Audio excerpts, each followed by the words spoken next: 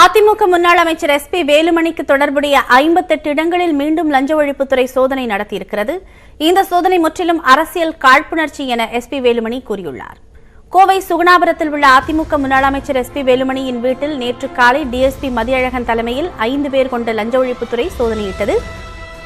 SP வேலுமணியின் சகோதரர் அன்பரசன் வீடு, வேலுமணியின் உதவியாளர் சந்தோஷ் வீடு, சென்னையில் 8 இடங்கள், சேலத்தில் 4 இடங்கள், கேரளாவில் 1 இடம் என மொத்தம் 58 இடங்களில் சோதனை நடைபெற்றது. எஸ்பி வேலுமணி வருமானத்தை விட அதிகமாக 58 கோடியே 23 லட்சம் ரூபாய் சொத்து சேர்த்த புகாரில் இந்த சோதனை நடத்தப்பட்டது. இதுகுறித்து தகவல் அறிந்த அதிமுக முன்னாள் அமைச்சர்கள், எம்எல்ஏக்கள் ஆகியோர் அங்கு வருகை தந்தனர்.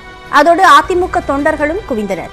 இந்த நிலையில் மாலை சில இடங்களில் சோதனை நிறைவடைந்தது. இதில் 11.153 கிலோ தங்கம், 118 கிலோ வெள்ளி மற்றும் ஆவணங்கள் கண்டுபிடிக்கப்பட்டதாக லஞ்ச ஒழிப்புத்துறை தெரிவித்தது.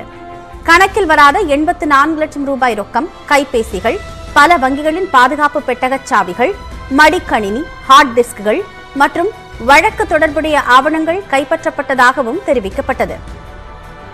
அத்துடன் 34 லட்சம் ரூபாய் அளவுக்கு கிரிப்டோ கரன்சிகளில் முதலீடு செய்திருப்பது கண்டுபிடிக்கப்பட்டுள்ளதாகவும் இந்த வழக்கு புலன் விசாரணையில் இருந்து வருவதாகவும் லஞ்ச ஒழிப்புத்துறை தெரிவித்தது.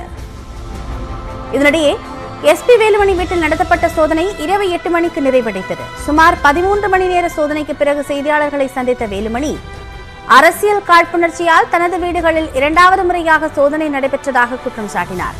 லஞ்ச ஒழிப்புத்துறை சோதனையில் எதுவும் கைப்பற்றப்படவில்லை என்றும் எஸ்பி வேலுமணி கூறினார். என்ன பண்ணால் கோயம்புத்தூர் இப்படி இருக்கிறதுக்காக இன்னைக்கு என்னோட பேர்லையும் சார்ந்தவங்க சட்டமன்ற உறுப்பினர்கள், முன்னாள் சட்டமன்ற உறுப்பினர்கள் இப்படி எல்லாத்து பேர்லையும் பழி வாங்குற 2வது முறையா. நாங்கள் பெரிய அரசியல் எத்தனையோ பார்த்துருக்கோம். இன்றைக்கி பார்த்தீங்கன்னா யார் யார் எங்கள் கூட வாக்கிங் வர்றாங்க, யார் யார் பழகிறாங்க, அவங்க வீட்டில் எல்லாம் சம்பந்தம் இல்லை. இன்னும் எங்களுக்கு எத்தனை இடம்னு எங்களுக்கு தெரியல. சில இடங்கள்லாம் டிவியில் பார்த்து தெரிஞ்சுக்கிறோம். ஆகவே இந்த ரைடை பொறுத்தளவுக்கு முழுமையாக அரசியல் காழ்ப்புணர்ச்சியில் திமுக அரசு, முதலமைச்சர் இன்றைக்கு பார்த்தீங்கன்னா முதலமைச்சர் பேசும்போது மேடையில் வேறு எதுனா பேசுகிறாரு, எல்லாத்துக்கும் நான் பொதுவானவன் பேசுகிறாரு. ஆனால் அவருடைய நடவடிக்கை முழுமையாக பழிவாங்குற நடவடிக்கை மட்டும்தான் அவர் பண்றாரு. நீட் தேர்வுக்கு விலக்கு கோரும் சட்ட முன்வடிவை விரைவில் குடியரசுத் தலைவருக்கு அனுப்புவதாக ஆளுநர் RN ரவி உறுதியளித்ததாக தமிழக அரசு தெரிவித்துள்ளது.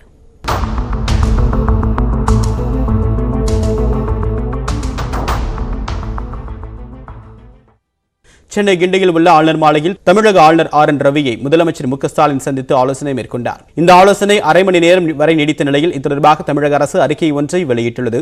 அதில் 2022-2023 கல்வி ஆண்டிற்கான மாணவர் சேர்க்கை நடைமுறை விரைவில் தொடங்க இருக்கக்கூடிய நிலையில் நீட் தேர்வுக்கு விலக்கு கோரக்கூடிய சட்ட முன்வடிவை விரைந்து குடியரசுத் தலைவருக்கு அனுப்ப முதலமைச்சர் வலியுறுத்தி இருப்பதாக கூறப்பட்டுள்ளது.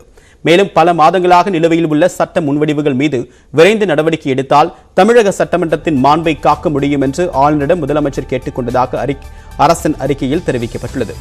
இந்த சந்திப்பின் முடிவில் நீட் தேர்விலிருந்து விலக்கு கோரக்கூடிய மசோதாவை குடியரசுத் தலைவருக்கு அனுப்பி வைப்பதாக ஆளுநர் உறுதியளித்திருப்பதாக தமிழக அரசு கூறியுள்ளது.